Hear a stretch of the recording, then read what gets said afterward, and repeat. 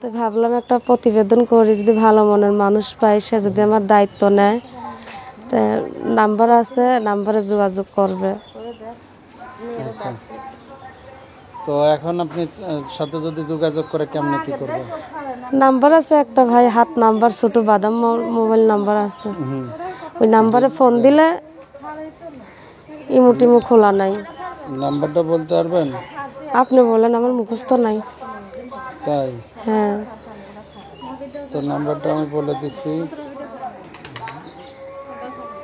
01304 083909, 01304 083909, 01304 083909। এটা হলো আপনার নাম্বার? হ্যাঁ, এটাই নাম্বারটা থাকে আমার কাছে। আচ্ছা ঠিক আছে, তো ভালো থাকেন।